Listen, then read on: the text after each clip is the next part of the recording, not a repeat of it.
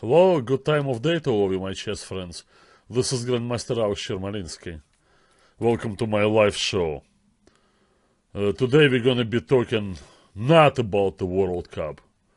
I mean, a great tournament it was, but too much of a good thing, as they say sometimes, I just got overwhelmed following that tournament and the intense tie breaks. It almost feels like I played the tournament, honestly, and played all 36 games, as Karyakin did, and went through the seven circles of you know what. Yeah, congratulations to Sergei Karyakin. He is the deserving winner of the World Cup because he was the toughest competitor there, and congratulations also to Peter Svidler, who was probably played the best chess there.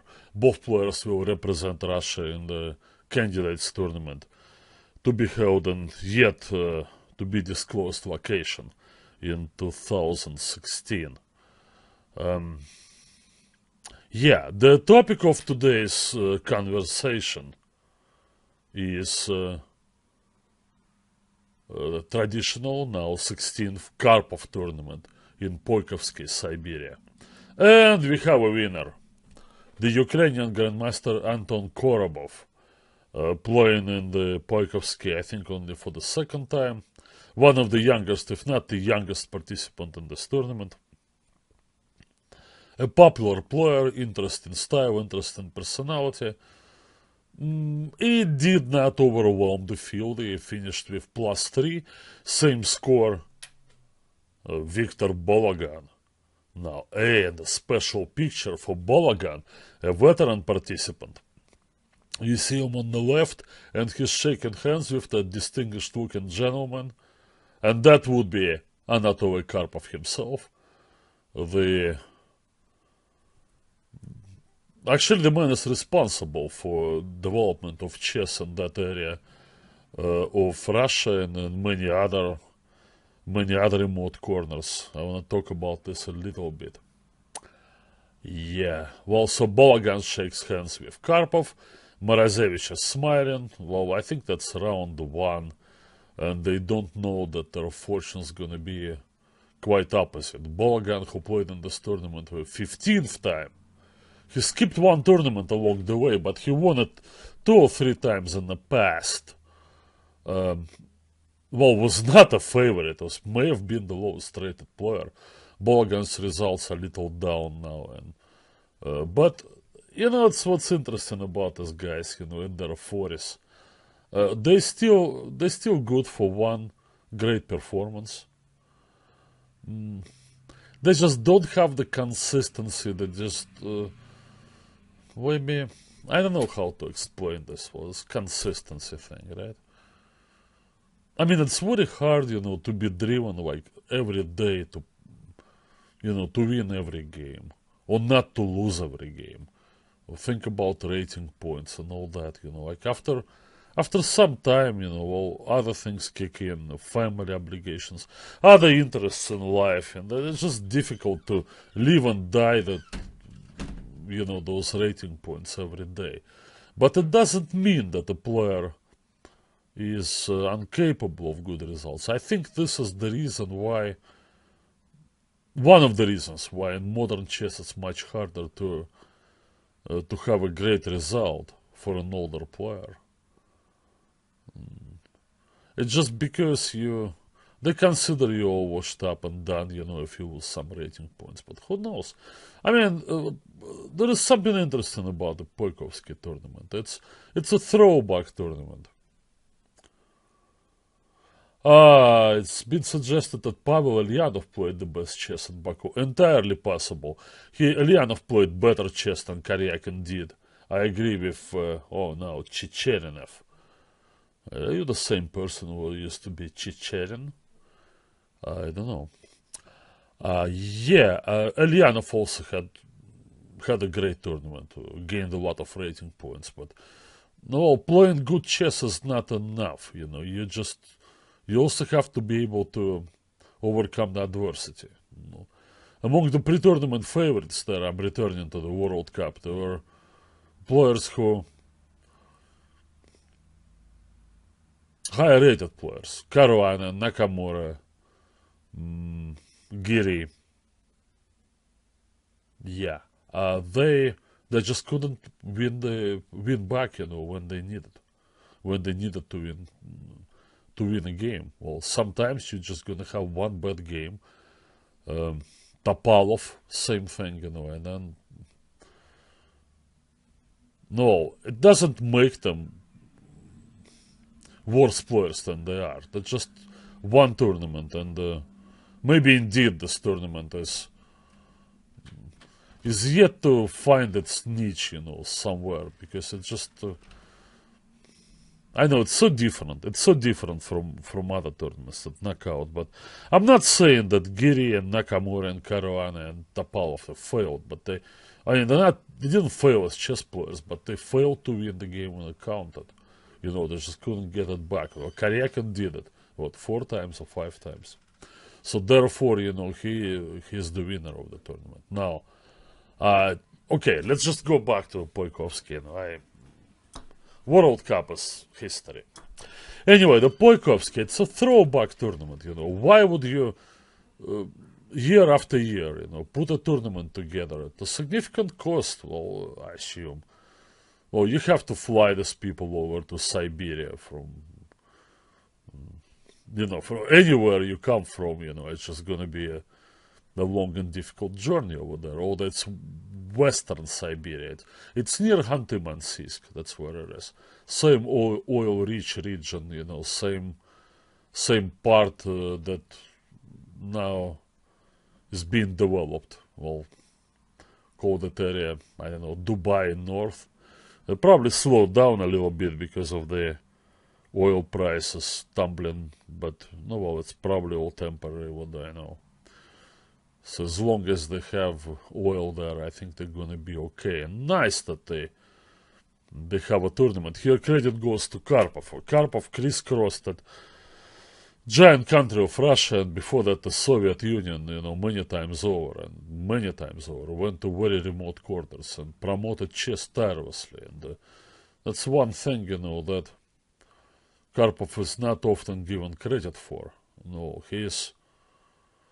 When they say that he's people's champion and the favorite player of this, simple Russian folk there, it's almost like it's the knock on these guys, that they're just too dumb, to support somebody else, more progressive or, but they don't see these guys. Maybe if Kasparov ever went there, they would say, hey, forget Karpov, Gary is our man now.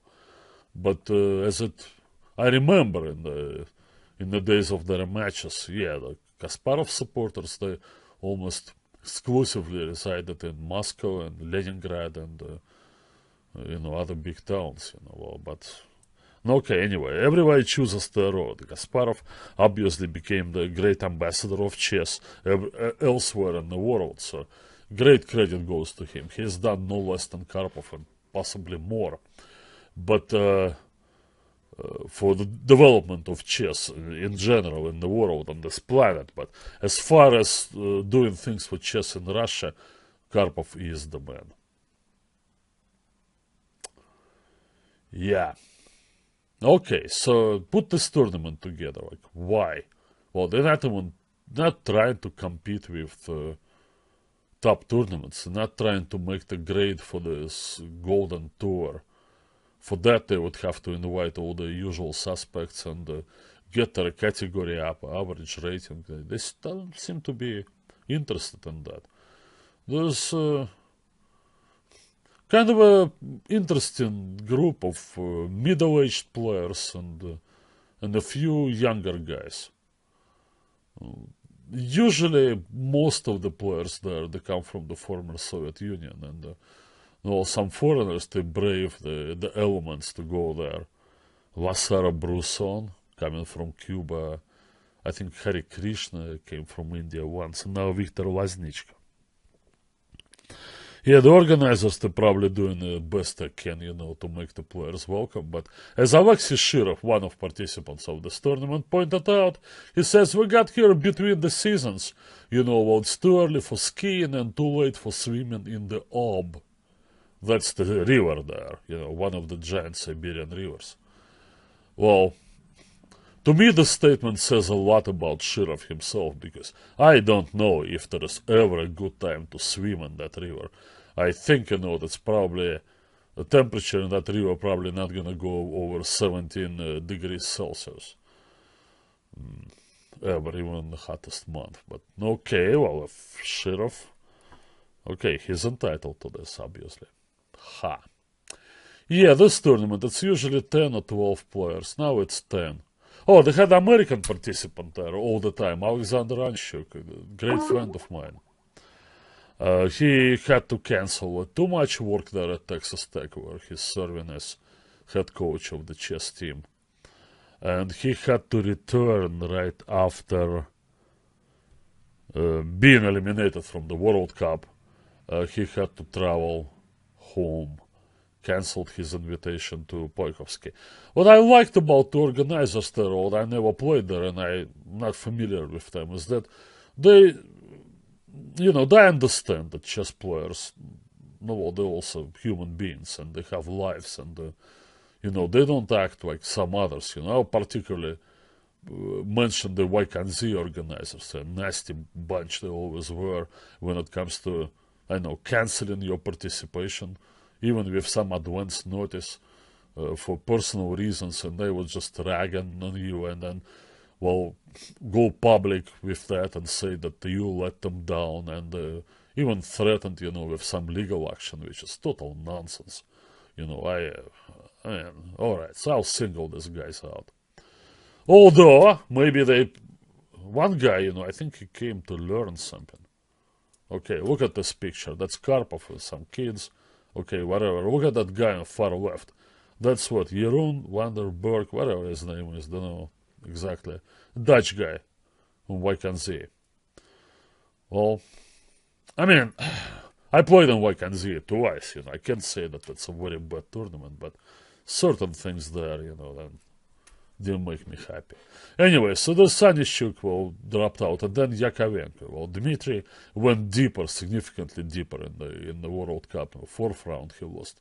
And he was among the players, and he also dropped out. And I think it went okay with the organizers. You can always find a replacement.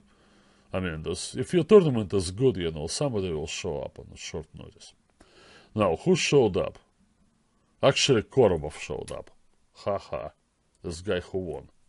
He replaced Tanishuk. And Denis Hizmatulin at the last moment replaced Yakovenko.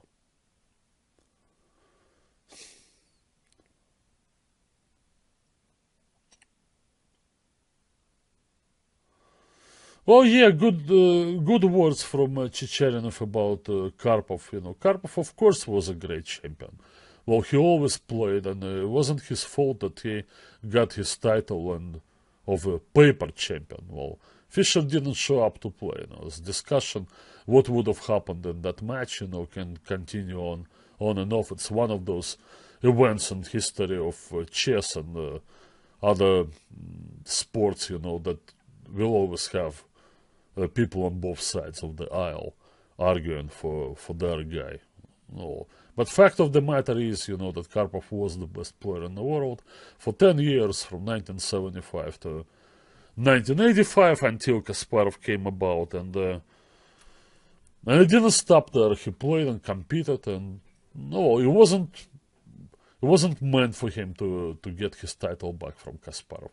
I agree that Kasparov is probably a greater player than Karpov, a greater chess player. As a player, as a playing qualities, Karpov knows no equals.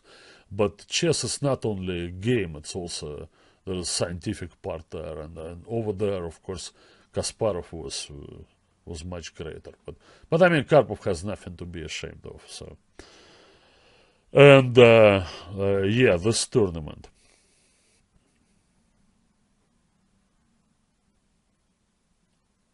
Leonardo Di Caprino, you check the analysis and move forward in accuracy. Alright, so if that's known and if it's in chess books, okay, do not listen to computers. They know nothing about it. They're unable to see deep enough to tell that King's Gambit is not as good as as, say, Roy Lopez. Well, I would say, yeah, well, Roy Lopez maybe is the better opening, though. You can judge by looking at statistics that more modern players play that than King's Gambit. But nonetheless, King's Gambit worked for generations upon generation of players. And if you enjoy playing it, go on, play, and don't listen to computers. Computers' recommendations should be taken into account only in particular situations when there's tactical play, and they'll help you to point to your blunders and missed opportunities and all that, but never in the opening selection. Yeah. Okay, so let's show some games, Oh, actually, I looked at some games early in the tournament. But today I want to show games from last 2 rounds. But a little fresher and... I don't know, maybe you saw previous games already. So I start with this game. It's Hizmatulin White against Inarkiev. Both players are in their early 30s. And they somewhat underachieved in their career.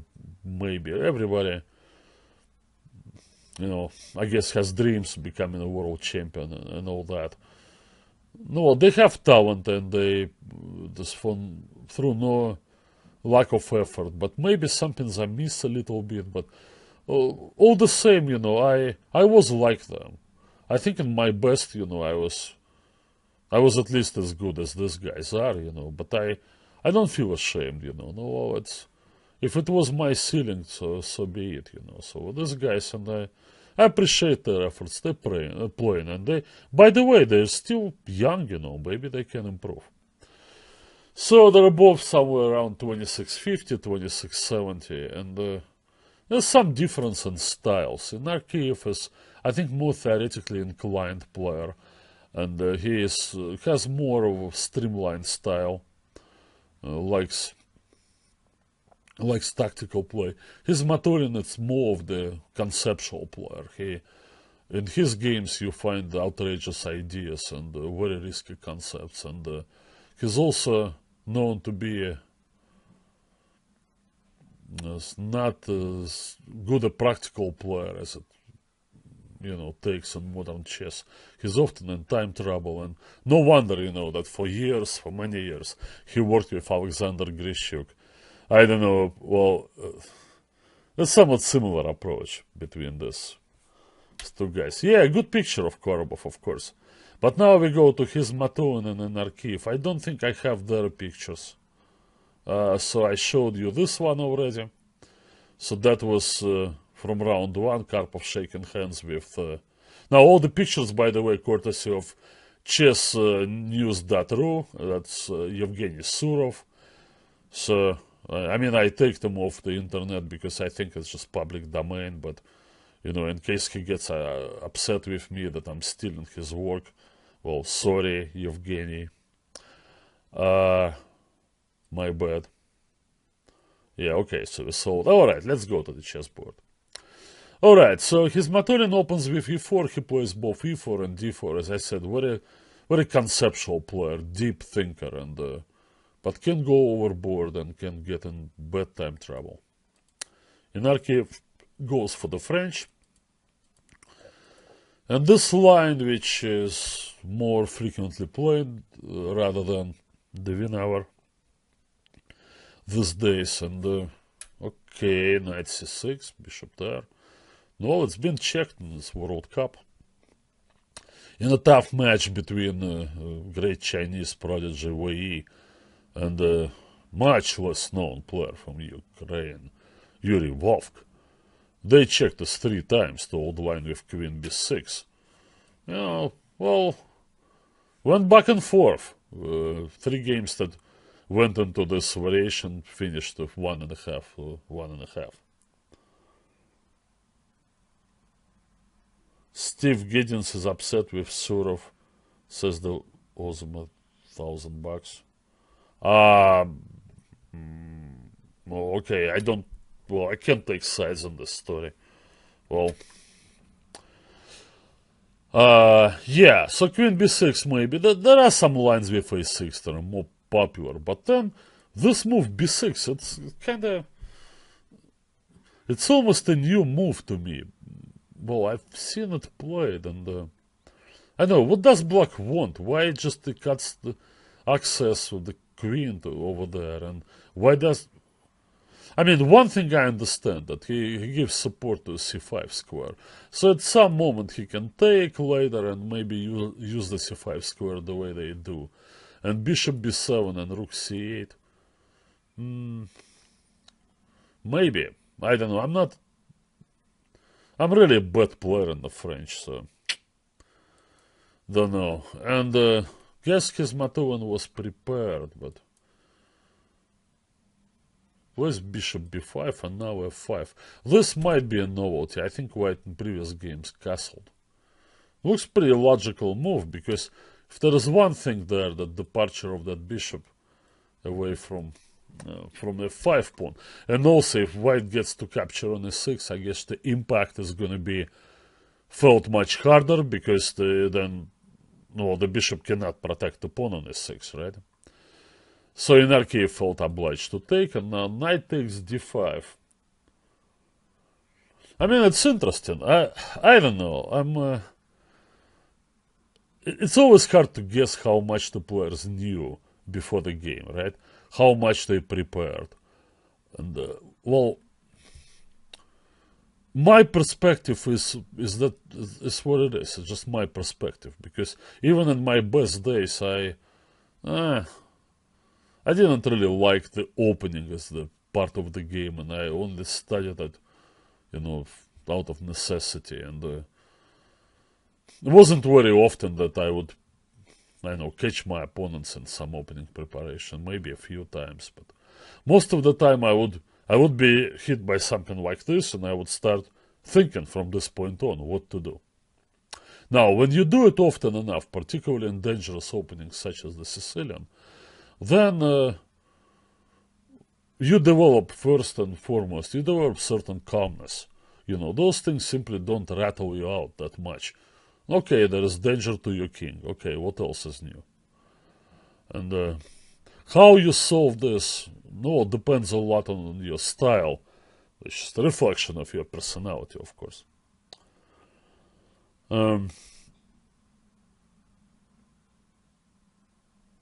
Yeah, his Maturin is an interesting player. So, I tell you, if I were in this situation, I would probably be most concerned with my king on a8, right? So I would feel, I gotta complete my development. I gotta get the bishop out of f8 and castle as soon as I can. Because there are problems there. And also, so I would look at the move that was played in the game, which is cd4. But also I would probably think, well, I'm leaving too many of the white pieces in those threatening attacking positions. Well, can I try to exchange them or chase them away? So another move that seriously comes into consideration is a6. Maybe even more than c takes d4. Because a so-called positional line, which white of course can choose, is already in somewhat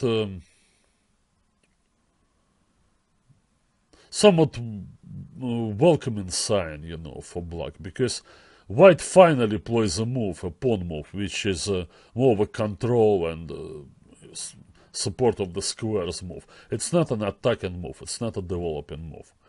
So therefore black should easily find time to get his king out of the middle. And that's going to be accomplished literally in a couple of moves. You get to this position in your analysis and your calculations. And you may like it, you may not like it. You're probably not going to be very ecstatic about this. It does seem that white is a little bit better, but on the other hand, you can always take this knight and it gets real, well, real trouble, and you have some counterplay on the e5 against the e5 pawn. I wouldn't say that this position is that clearly better for white. There are some possibilities. I don't know. I assume he's gonna castle, right? Yeah, probably. Okay, let's go. Rook e8. I know.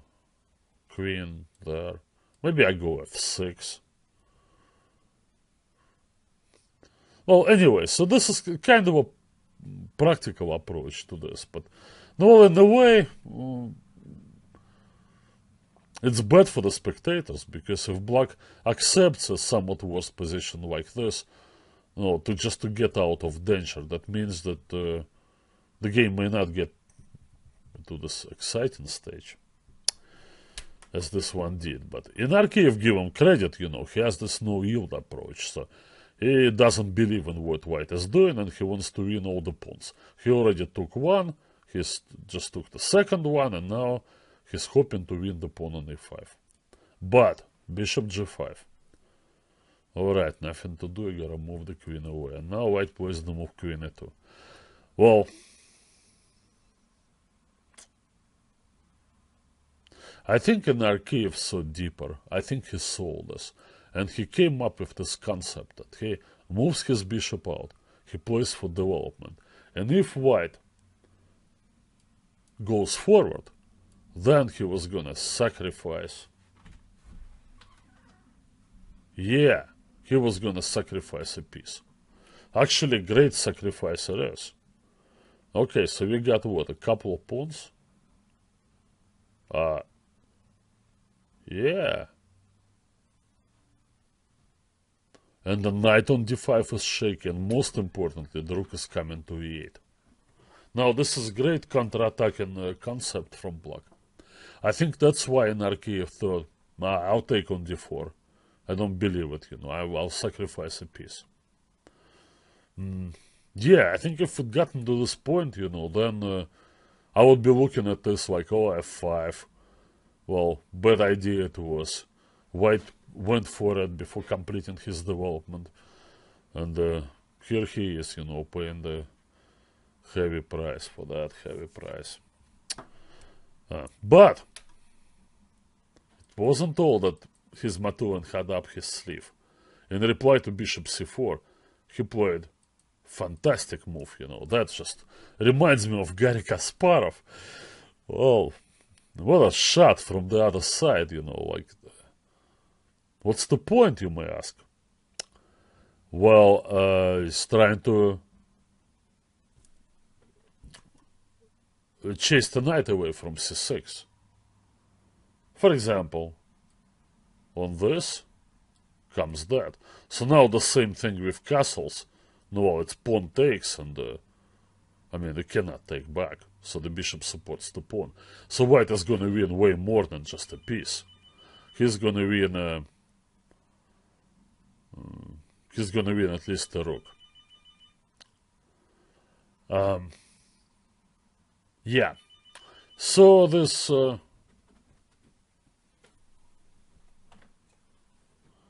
so this move before could not have been answered with knight takes before. And I gotta give credit to Arkeyev. He took this task seriously, and I think he played the best move. He played knight d8. But I wanna ask you guys, honestly. It's like, if let's go back to this position when this whole thing just started. Now, if you could foresee the necessity of moving your knight to d8 when your king is still not castled and the white pieces are dangerously hovering over your king, would you still go c takes d4? Maybe yes or maybe no. The move a6, looks better and better to me in comparison.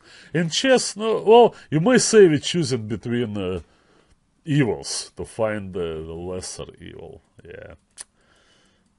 I don't know, that's just an idea. But he's fighting. Actually, great idea, Star.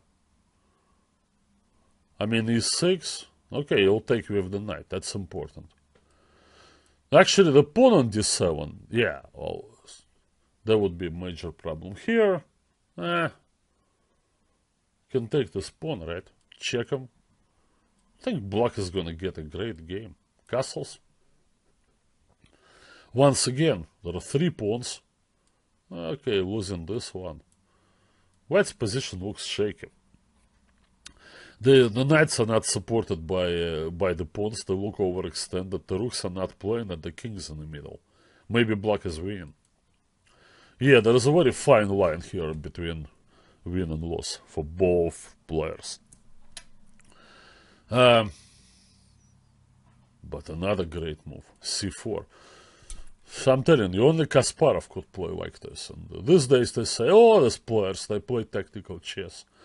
I mean, they all like Magnus Carlsen, and even Nakamura prefers the endgame now. And look at Karyakin, most of his wins in this victorious World Cup, these games that he had to win were accomplished in long technical endgames.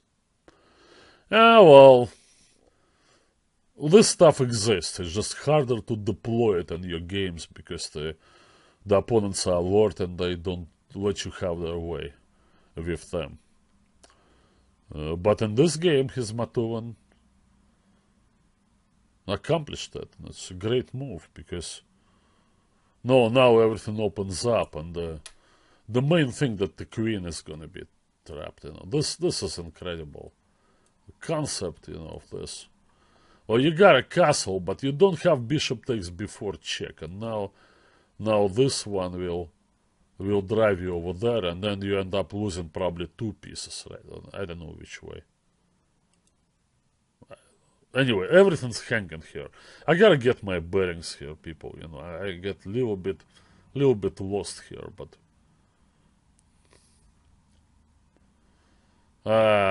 many possibilities for white. Yeah, you can just grab this guy. You can go. Many interesting moves. A check knight e7. I don't know if it's any good. White is probably gonna go up more than a piece for a few pawns. It's probably gonna be a rook up. Anyway, so it's not my responsibility to try to sort everything out. So logical play, but now white has the pawn side by side, and e6 is unstoppable. So therefore, white is winning a piece. Okay, success. Yeah. Success. White, he's gonna go up a piece, and then logically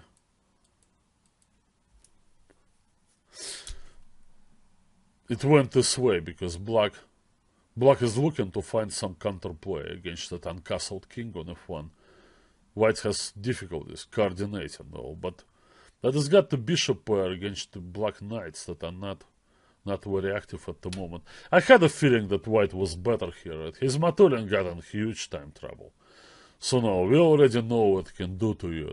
His friend Grishuk, got himself eliminated from World Cup, and among many other disappointing games that he had in the year 2015.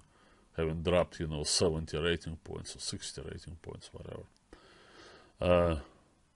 The World Cup he lost to Elianov, right? That game where he was winning a couple of times at some points, and just totally butchered it because had very little time on his moves. But yeah, the 30-second increment is there, but I always thought, that there is some kind of a cumulative effect there, and you can, you go through a couple of tough moments there. 30 seconds they bail you out, help you to find something. But if you had to do it for many moves in a complex position, that eventually it's just gonna grate on you so bad, that you can blunder no worse or no better than you would have if you just played on seconds alone without the increment. Well, it's known that the time travel addicts, they had this. I mean, Walter Brown, the late great, and the others, I knew. Or they get themselves in some kind of a zone, if you wish, you know, and then they read and react and play very quickly. And yeah, but it only lasts, you know, a very short period of time, maybe 5 or 10 minutes as time trouble lasts. With the increment, it goes sometimes in long endgames for half an hour or more an hour. So I don't want to go necessarily through everything here. There are different possibilities. White seemingly was in control, so he used his last seconds to play this correct move, knight takes d4. He calculated that he may lose this knight on d4, but he's gonna get the knight on c3. So he eliminated arguably the most dangerous pawn that black had. But to move this one, I know why his Matuvan played it, because he wanted to play bishop d2 as quick as possible. But maybe there was no reason to give up the knight on d4. Actually, this move. Let's just take this knight for free, right? Keep it pinned and then play bishop d2 next. Black's, not surprisingly at all, powerless to create any threats. In particular threats, because his knight is on d8. What kind of threats can you create when your knight is on d8? No, you can't do anything. There's knight e6, so there's so much that white threatens here. It's simply winning. But after this, black was able to win the pawn on a2.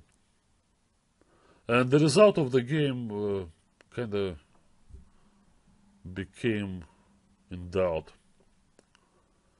No, white only has 2 pawns, and his Matuvan here made a correct decision not to seek trades anymore because of technical difficulties and maybe the impossibility of winning this game at all. And he decided to keep some pieces on the board, relying on the power of the bishops and eventually on creating some threats against the black king. Knight d5 in reply to queen e3. Let me see.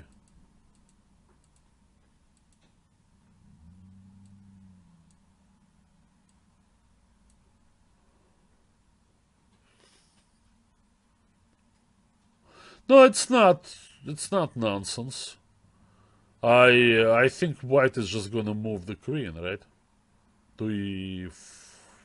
Where am I going with the queen? e5. I need to keep this one. I was hoping to chase that queen away because my bishop still protects. I'm trying to find the right move here. I'm not sure I'm finding it. Okay, let's try queen e5. Can the queen stay next to the knight on d5? Maybe you can't anymore. Yeah, the pieces are hanging kind of suspended in the air, you know. It's unnerving. That's why you always need to leave yourself with some time.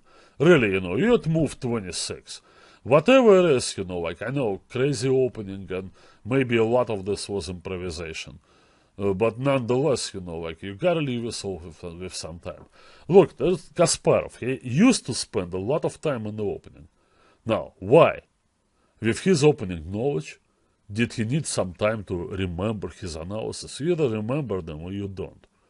I think, you know, that a lot of the stuff that he later tried to pass on as analysis by Nikitin and Shakarov from the year 1977 was in fact his own work at the board. He was just kind of working on the image of...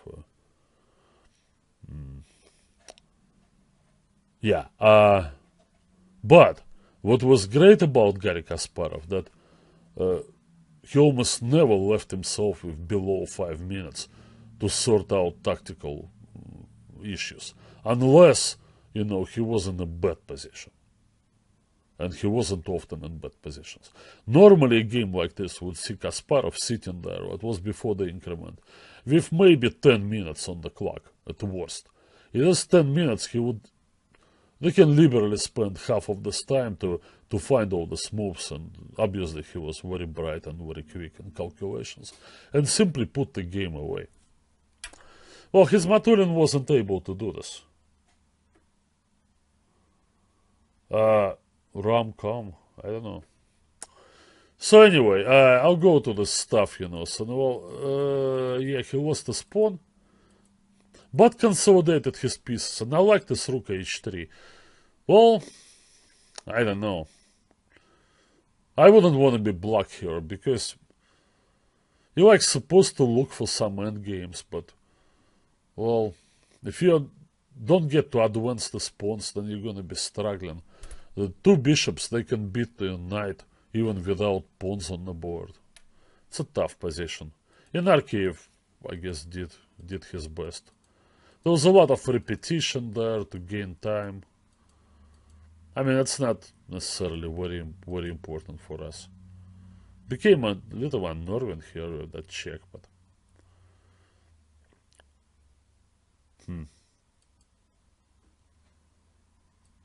Get checked the other way. So finally time control was made. There was one interesting moment here in this game. After this exchange. Okay, so White is about to start his decisive attack on the Black King, because he has one piece more, obviously, than Bishop, and that should help him. So the attack is going against G7, H6 is possible, and I don't think Black can defend, because he cannot even put the rook on G8. So eventually his defenses will be overwhelmed, and nothing was happening on the queen side. So the only chance for an Arkeyev left is to counterattack the White King. So and now, question is, why Queen f6? Why didn't he play Rook c1? Wouldn't that be the logical move there? G7 is now protected and Black is threatening checkmate.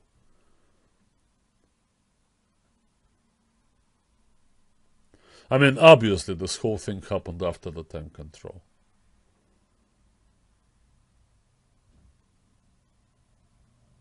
Interesting, eh? What is White to do? Come on, people. I never ask you to show me moves, but now it's your turn. Tell me what White is gonna play in this position. Mate is threatening on G1. What to do? You move your rook away, then it's gonna be mate in 2. Queen G1 check and Queen H1 mate. So raise your hand if you're gonna go Queen takes G7 and lose in the endgame down the exchange.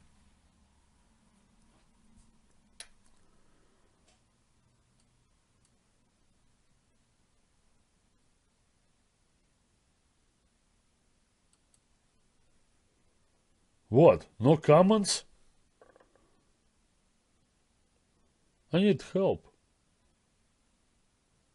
Oh, come on. Necessity is the mother of invention. When you're threatened with checkmate in 1, well, your mind should be totally Bishop D1. Okay, you're trying to give up the bishop and it takes with the rook. Yeah, open your mind, of course, you know, like, I mean, to save your king, you know, you should consider any move. Rook d3 does not help. Leonardo, yes, you see the mate. Yeah, the d1. Not good enough.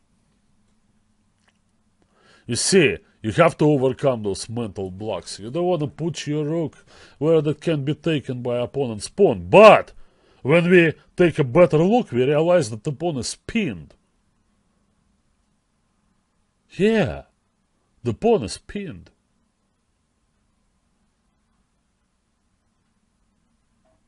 And that's all you need, because now on the next move, White is gonna make some serious threats.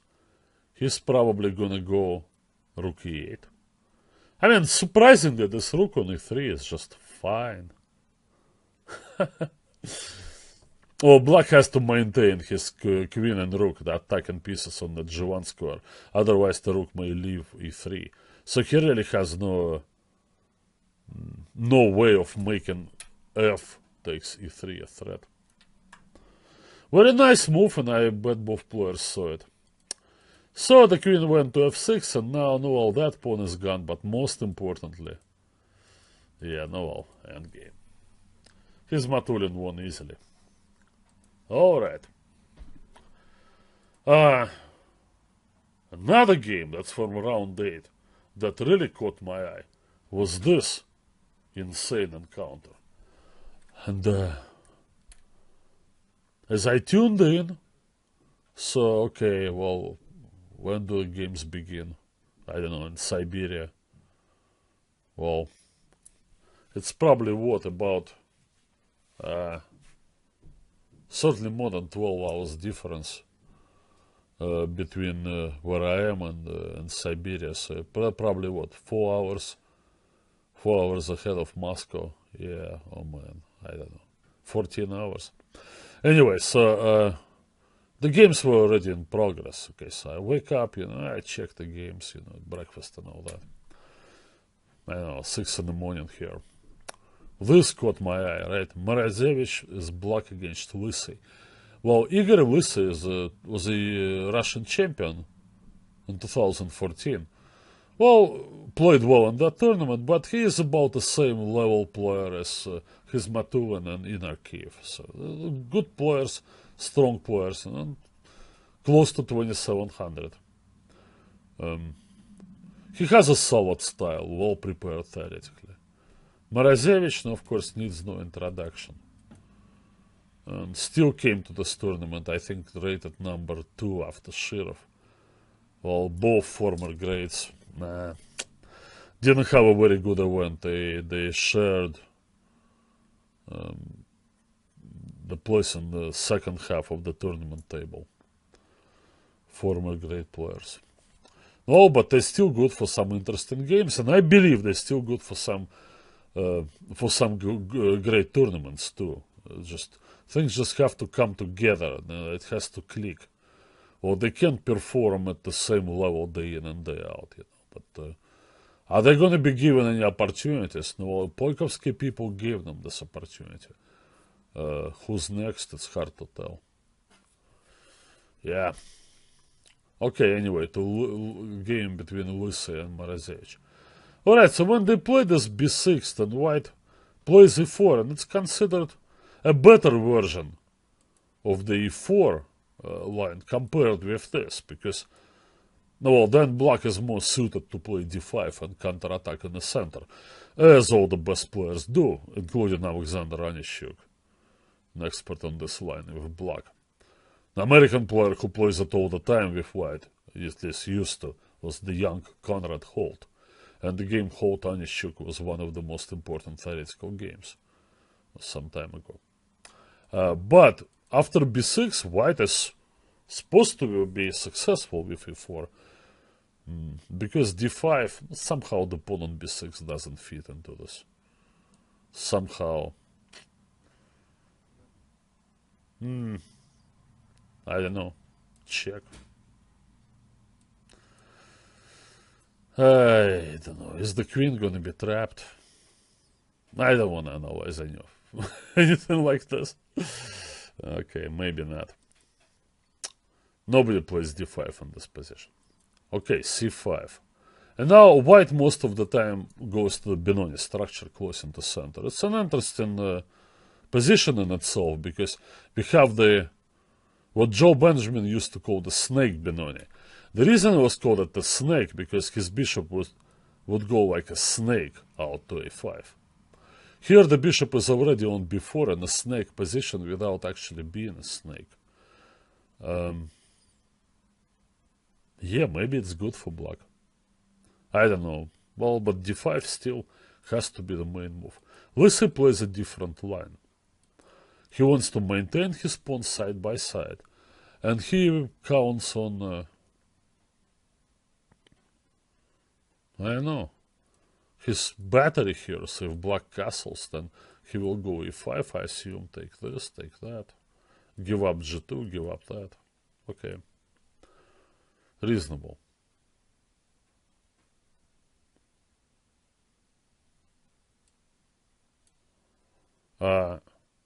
Well, hang on a second, guys.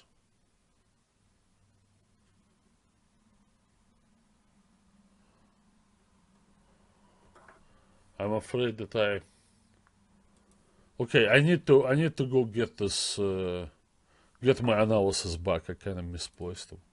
So it was Yeah, I got it now. Okay, good. Yeah. B5. Well, when I saw this, actually, I saw the position a little deeper when I tuned in for the first time. I thought, oh, it's typical Morozevich, right? I mean, who else can play that? Okay. I guess the idea to meet this with c4. Oh, yeah. Now you take this pawn, more importantly that pawn, and even more importantly, end up taking the rook. Okay. Lissy plays queen b1. So he pins that pawn. And also, now if black does this, then it's possible to take because he can pull back. Now white maintains the strong center and the battery. And he catches up in development. He doesn't really have to go for that extra pawn on b5. He can just play in the center and the king side. As long as he maintains his center. That's the point of the move queen b1. Alternatively, rook b1 it's kind of a bailout attempt because no, you lose your center and then you play this position. I mean, I don't know if white is better here. For sure not.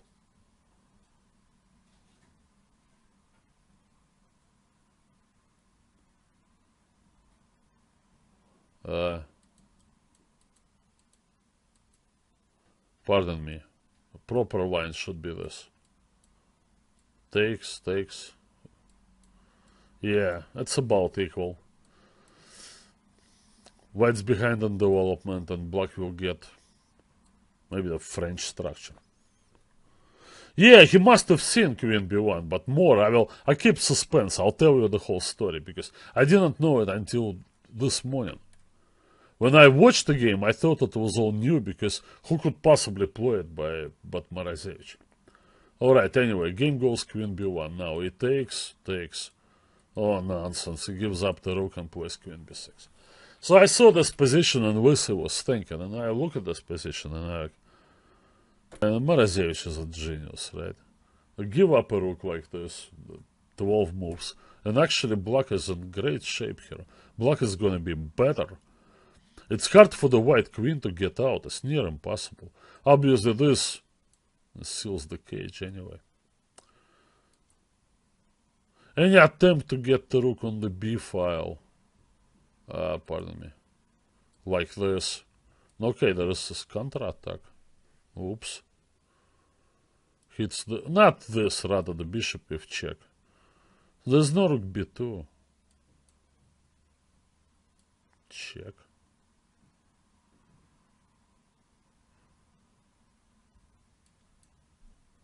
Castles.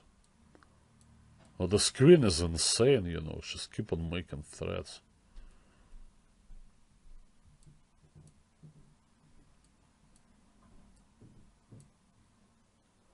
Mate is threatening. I looked at this line and similar lines, and the more I looked, you know, more I was convinced that black is better. And indeed, Lissy could not find anything. So he played knight f3, and I just show you what happened in the game. Knight a6, I don't know. I think knight c6 would be good enough, but no, Morozevich as usual has his ideas. The most important thing is that black emerges up a pawn, and surprisingly in this position the queen is better than the two rooks, because there are enough minor pieces on the board that kind of take away squares from the white rooks. Make this annoying threats like you can't come rook c1. Lissy had to play this ugly move. And Morozevich did a good job, you know, restricting the white's minor pieces. The question is, how is black going to convert? Because moving the central pawns forward will help the white rooks to find targets. You need to have this kind of stability in the center in order to offset the power of the rooks. And Morozevich shows a great plan here. He's just going after the white king. Now this is great. I don't know what Wesley could have done here. His position is very difficult and he was low on time. I'll just show you how the game continued. So he tried to find some counter-attack, looking for some mating patterns, so hopefully perpetual check, but it probably wasn't there. Knight c6. Things about to come to head after rook h8. Mora took the pawn, and now knight takes d7. Well, tactical fight for sure, but well, this time Morozevich calculated everything. He played a super strong move h3, gets to the white king before white can do anything. White could have done this, by the way, driven that king up to f5, but that's the problem when you attack without the queen. You know, your pieces are clumsy, and if you had a queen on the board, then of course you would finish that king off instantly, but now you gotta move the bishop somewhere to prepare rook h5, and he's gonna take, and then, you know, he's got this check, and then ultimately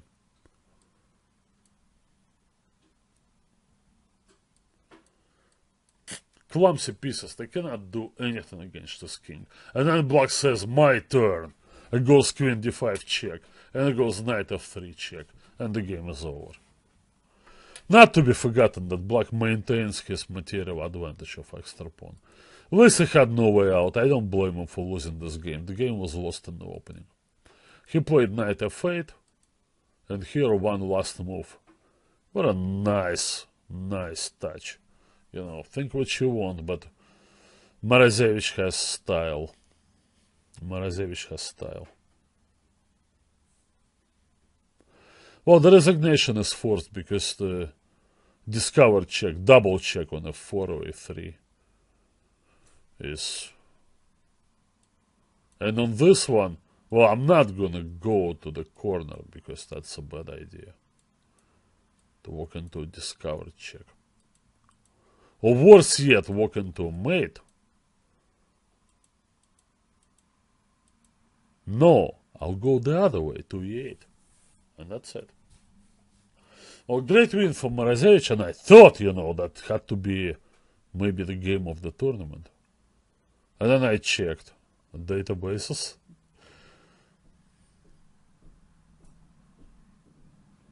Well, this game, right?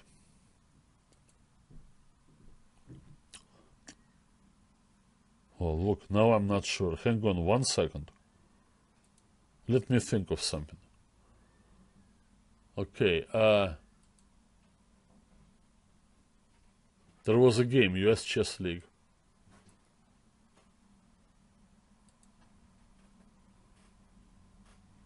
Right to this position. Jeffrey Shong versus Ali Moradiabadi.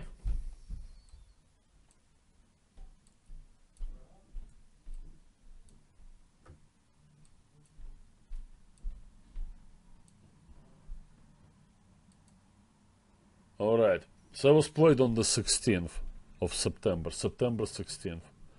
A match between Dallas and Lobach.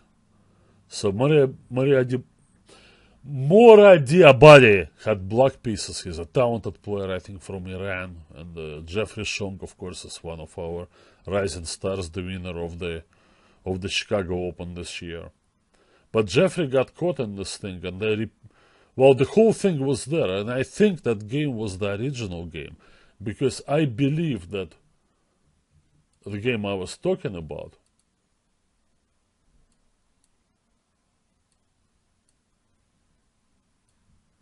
sure, it was played like what, 2 days ago on the 6th? So that game from the US Chess League predates the game between Lisa and Morozevich by about 20 days. Okay. What do you think? Did Morozevich discover this game and the unfortunate Lissy was unaware of that? If that's the case, that's interesting that Morozevich checks US Chess League games. How about that, eh? Interesting. With the time difference and all that, I wouldn't put it past Morozevich. He could be sitting there, in ICC, just watching US Chess League every game. I don't know. I really don't know what to say. Your call, guys. Okay, so question.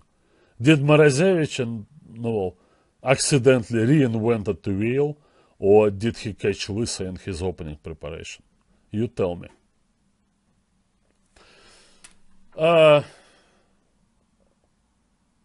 Yeah, in the meantime,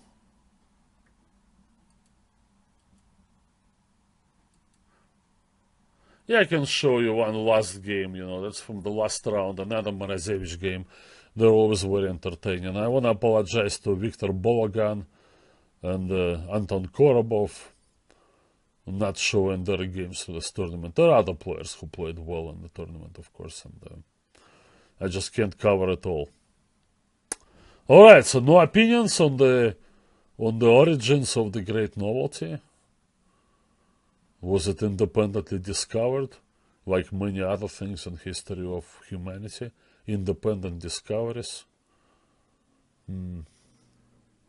Some people say there were never any independent discoveries. There is always one guy stealing from another. I don't know what to say. Okay.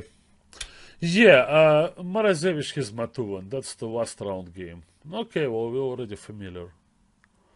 You're just happy Morozevich plays chess. No, why shouldn't he? After all, Peter Svidler is 1 year older than Morozevich. And Morozevich has no less chess talent. He maybe is a more of a tortured soul, maybe chess-wise and in life, Svidler is more kind of happy-go-lucky. And but still, Morozevich can come back. No, he's 38.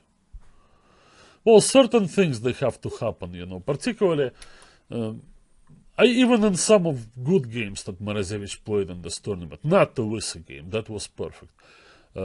He won a nice game against Laznichka, but at some moment it went excessively complicated.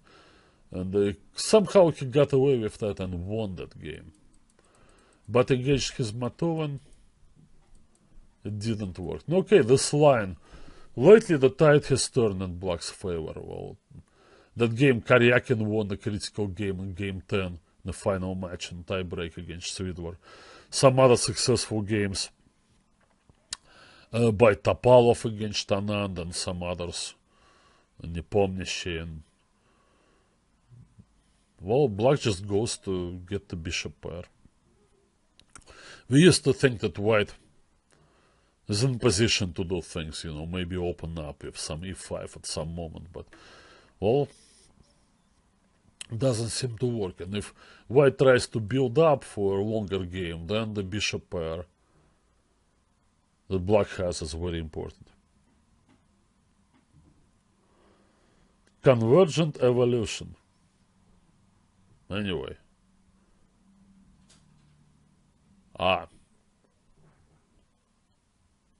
Yeah. Who knows, like the Russians, right? The Soviet version of history, right? Now every time, you have a victor in a war or a revolution, they write their own version of history, right?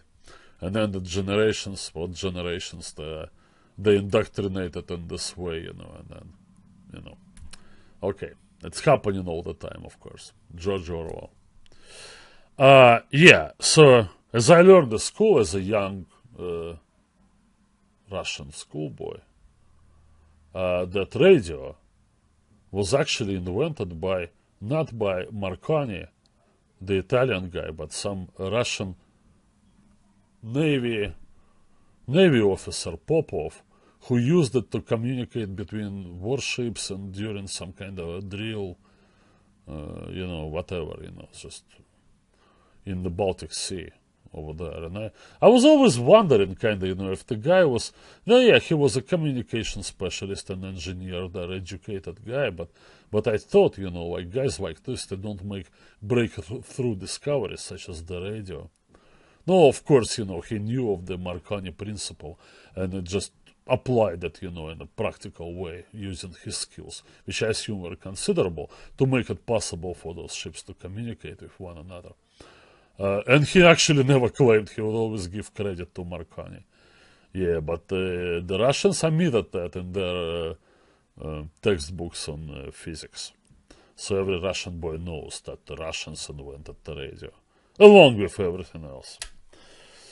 Yeah, okay. Why am I talking about this? I'm 5 minutes. That's me. That's why you love me, guys, right? I'm always good for digression. Oh, okay, all this stream of consciousness. Okay. Yeah, this line, I don't know. Well, I played a lot, the structures.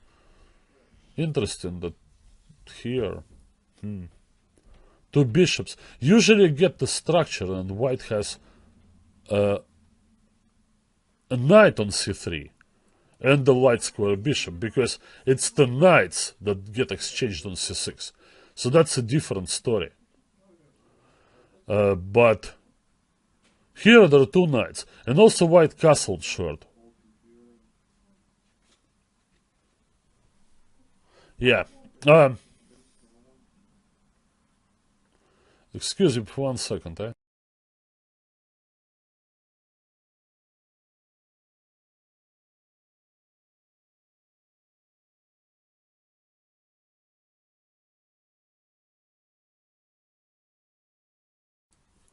Yeah, sorry about that. Yeah, in this position, I don't know, I'm not sure. Well, probably black is okay. Anyway, let's not analyze anything. We got only a few minutes left. So, Morozevich decided to build up the Maraxi bind against this structure. It's probably not a bad idea, but one thing is, as always mentioned, that the move c4 is not a developing move. And white, who already moved the queen once in the opening, is in danger of falling behind a little bit. You can, not in development, the development cannot be applied in this situation when you have the bishop on f8. But in making particular, direct threats and taking the initiative. That's what happened here after this great move f5. I'm sure if white had the knight on c3 and pawn on c2, it would be much harder for black to do. This was the idea. Active play with the rooks there, his Matulinis.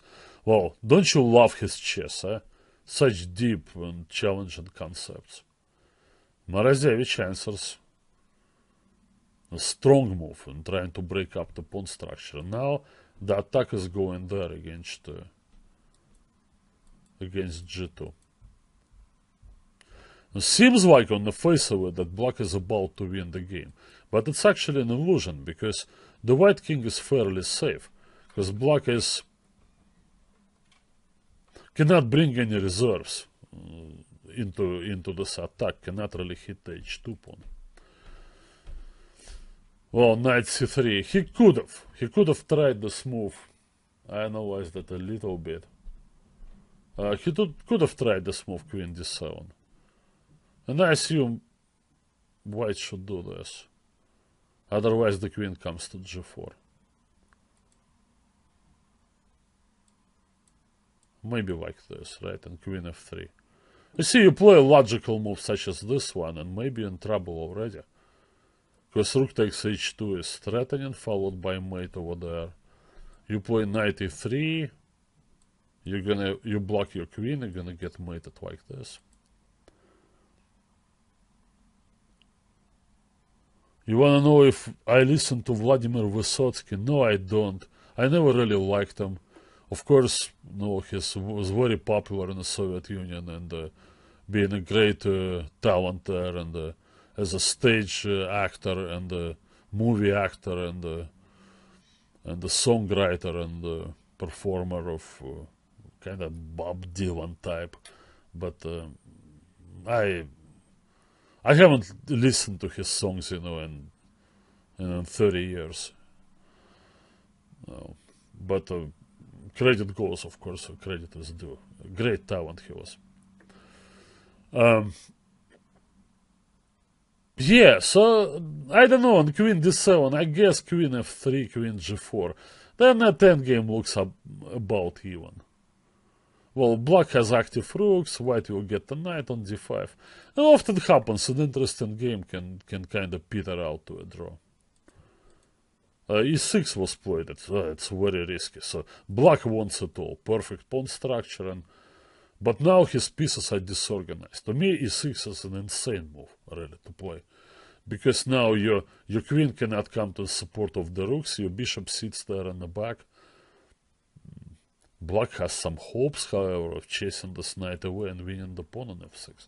But the only way to chase this knight away would be to play D5, which would open up the position against your own king. I mean, I admire his Matovan. Boy, what... Morozevich is just going for it with B5. Very interesting game.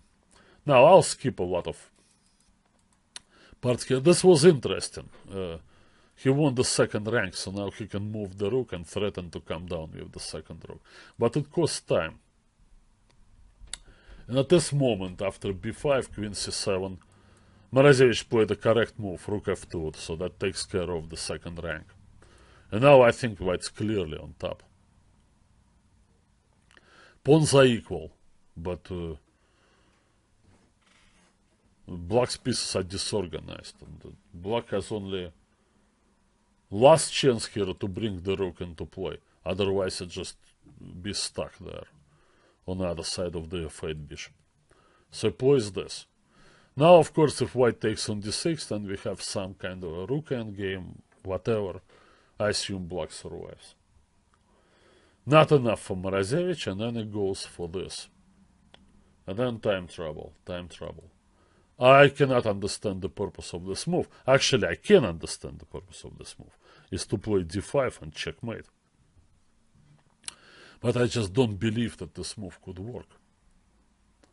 Because white had the most obvious of obvious moves. Is to play queen b3 and then give queen b8 check. Trade queens and then win that bishop.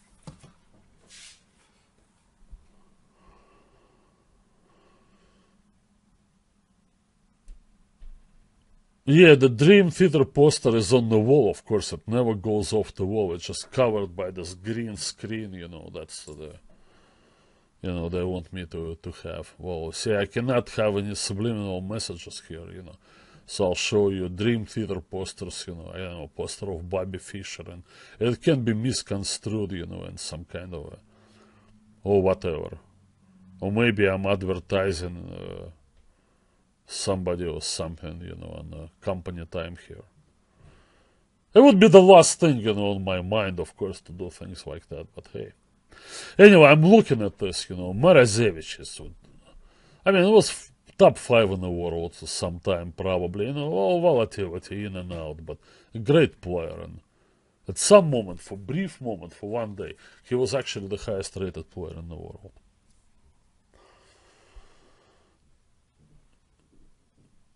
Oh, a great note from Abraham Lincoln about internet quotes. Yeah.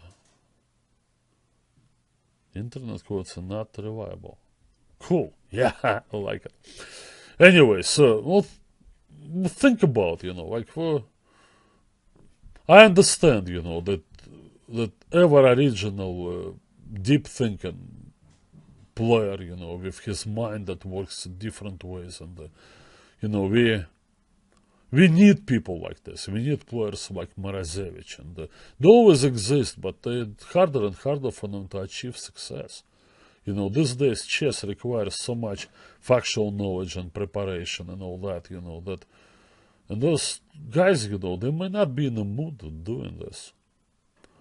But anyway, but still, there are certain things in chess, like technique, like, finishing games. It's like, I don't know. Something that's just routinely done. It's Michael Jordan shooting those free throws. I mean, it's routine, but that's part of it. It's like Queen B3 and Queen B8. How the game would end here? I would say probably D5. There is nothing else for black to do. Takes, all there, takes. I mean, white has a very serious advantage here.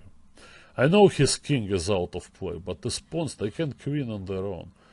How are you gonna collect those pawns? If you do this and a c-pawn runs. No, you can't do this. Rook there, then this move. Oh boy, you take now, check followed by f7. No, it's a winning rook endgame, clearly. And I mean, why even worry, like clearly that Queen b3 had to be played, but not to Morozevich, he plays this move. Excessively complicated, sometimes, just in an unnecessary way, and he ends up hurting himself, and it happens more and more often in his games. That's why the big drop in results and in rating points. Now, after this series of moves, it's mutual time trouble. Another moment that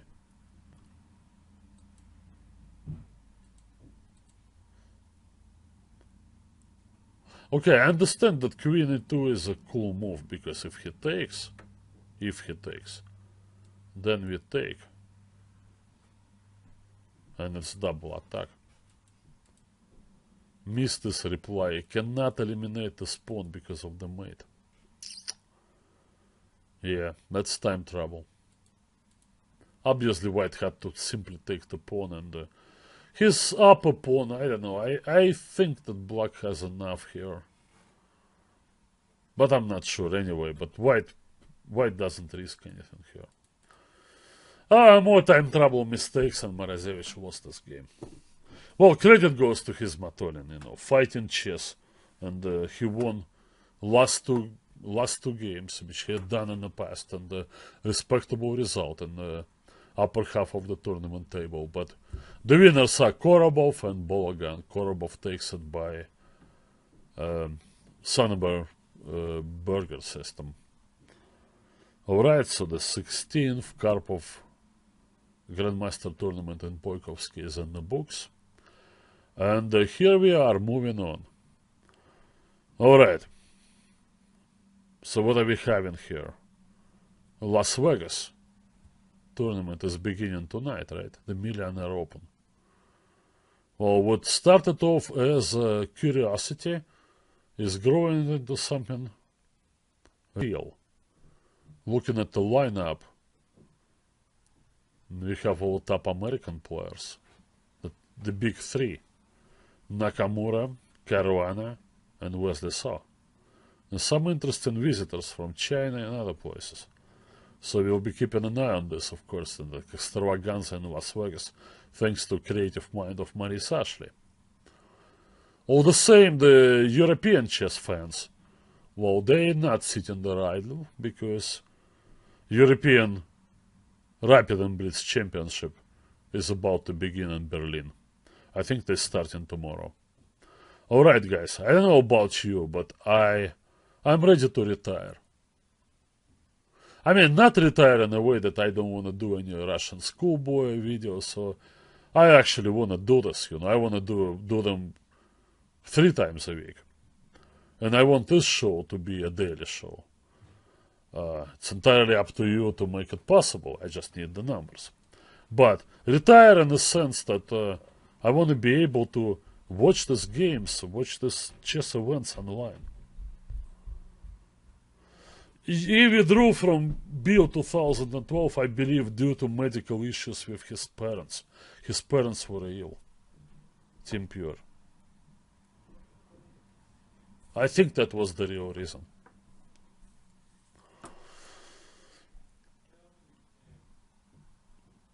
I don't know, if the watershed, you know, he had the personal issues were there, you know. I never heard of Morozevich being ill, if referring, you know, to some kind of a mental exhaustion, you know, or physically there is nothing wrong with Alexander. Mentally, yes, he is a bit of a fragile human being, but I don't know anything about breakdowns or anything like that he had. I know that his parents, I don't know, maybe one of the parents had serious medical problems. Yeah, so I'm thinking, you know, there is a lot to do there, you know, just, well, chess never had better times than now. I mean, with the internet now, we don't have to sit there and wait for Chess Live or Inside Chess to appear in our mailbox, you know, and then, I mean, I got this Chess Live magazine, and it's October issue, and they finally talking about Walter Brown. I mean, October.